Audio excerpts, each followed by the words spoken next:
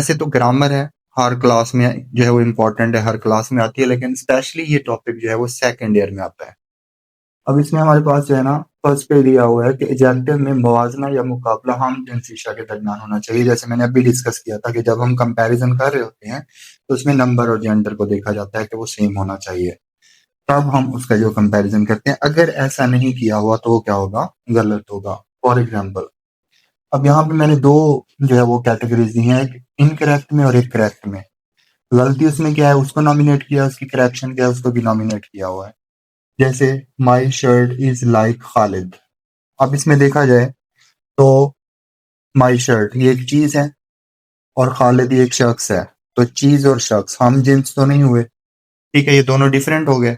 इसलिए हमने क्या करना है कि इसको, जिसकी हम बात कर रहे हैं, उसको सेम चीज के साथ जो है वो कंपेयर करेंगे। तो यहाँ पे आ जाएगा my shirt is like Khalid. इसको हम कहते हैं अपोस्ट्रोफी साइन। ये जब हम किसी नाउन के साथ लगाते हैं तो मलकियत जाहिर कर रहा होता है, और उसमें का के या की का इजाफा हो जाता है उसके मीनिंग में। जैसे इसका मतलब होगा my shirt is like Khalid, कि मेरी जो शर्ट है वो खालिद की शर्ट की तरह है। ठीक है, यानी हम इसमें भी उसकी शर्ट की बात करें ना कि खालिद की।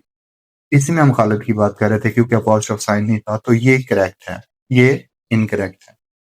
नेक्स्ट है पॉइंट हमारे पास कि कुछ एडजेक्टिव्स अपने मफहूम में मुकम्मल या लासानी होते हैं, इनकी मजीद डिग्री नहीं होती। मतलब इसको एब्सोल्यूट एडजेक्टिव कहा जाता है। एब्सोल्यूट मतलब मुकम्मल, जो हर लिहाज से मुकम्मल हो, जिसमें किसी किस्म की कोई कमी बेशी ना हो, उसको हम कहते हैं एब्सोल्यूट एडजेक्टिव्स।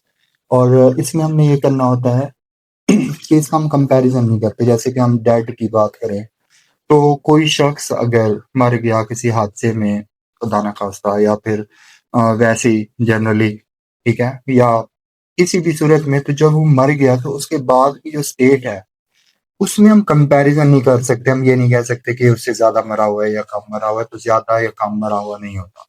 तो इसलिए हम इसको क्या कहेंगे, इसको हम कहेंगे एब्सोल्यूट एडजेक्टिव। और ये जो लासानी होती है फॉर्म अपने मफहूम को लेकर, उसका कोई कंपैरिजन नहीं होता। तो इसमें हम ये कहेंगे, जैसे he is more unique person, तो मोर यूनिक नहीं होता, मोर मोस्ट ये आपने अभी पढ़ा था कि कंपैरिजन के लिए आता है। तो जब आपके पास जो वर्ड दिया हुआ है वो लासानी है, उसका कंपैरिजन नहीं है, तो हम उसमें मोर या मोस्ट भी नहीं लगाएंगे। ठीक है, तो ये बनेगा ही इज यूनिक पर्सन।